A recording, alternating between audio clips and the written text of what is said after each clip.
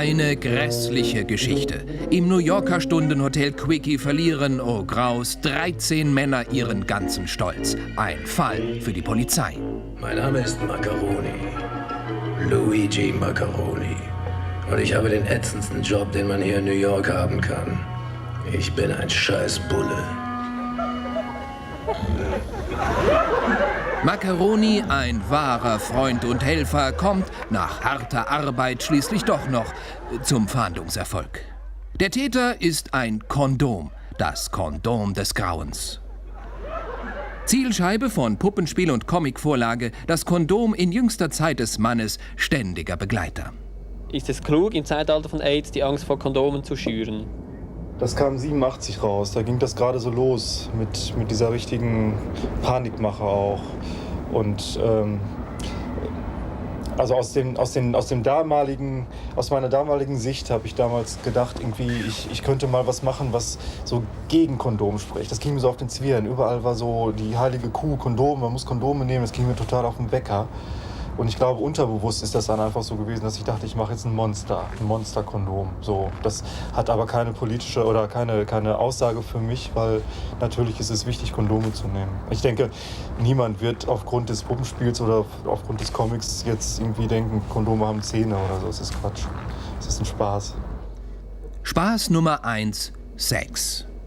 Sex mit Männern, versteht sich. Denn König ist schwul. Genau wie die Helden seiner Geschichten. Und die denken immer nur an das eine. Genau wie König? Nein. Nein, wirklich nicht. Schwule sind, glaube ich, was heißt Schwule? Einige Schwule sind, glaube ich, mit Sex eher dabei als Heteros. Das ist aber auch eine Sache, um die Hetero-Männer zumindest die Schwulen auch ein bisschen beneiden. So, das behaupte ich jetzt mal. Dass ich es in meinen Comics so deutlich habe, liegt auch daran, dass ich möglichst schnell eine Dramaturgie finden muss. Ich muss möglichst schnell ganz viel Aufregung kriegen und so. Und zärtliche Szenen möchte ich auch machen jetzt.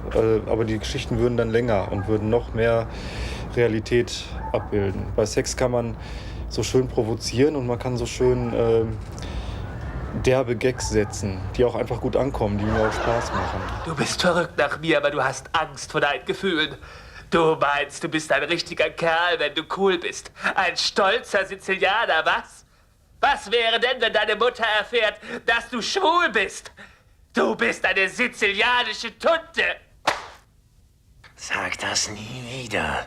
Nenn mich nie wieder Tunte und erwähne nie wieder meine Mutter. Wenn du mich noch einmal Tunte nennst, quetsche ich dir persönlich das Silikon aus deinen widerlichen Titten. Hast du verstanden? Oh, schlag mich doch mal. Das macht mich geil. Die Frauen in deinen Geschichten sind in der Regel hässlich und doof. Was hast du für ein Frauenbild? Mein Gott, Heteros haben die Pubertät gelebt, ja, meistens, sag ich mal. Also so ein Hetero-Junge wird irgendwann mal seiner 14-jährigen Freundin irgendwie an den Busen packen können.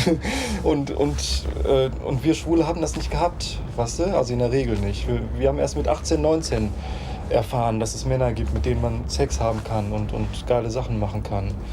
Und bis dahin hat man hinter Hetero-Jungs hergelitten, die immer irgendwelche blöden Freundinnen hatten. Wo ich immer fragte, was finden die an dieser Frau jetzt? Sie hatte dann einen dicken Hintern und irgendwie vorstehende Zähne und so. Und so habe ich das erlebt und so zeichne ich das jetzt auch. Die Verlage drängen auf neue Geschichten.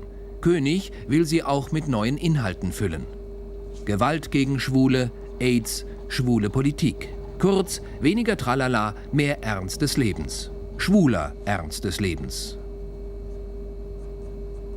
Will Ralf König etwas bewegen? Ich glaube nicht, dass da Leute jetzt danach schwulenfreundlicher sind oder so. Das wäre schön. Also wenn Jugendliche es lesen und ich kriege Briefe von Jugendlichen, das finden wir aber klasse oder so, dann freut mich das, ja.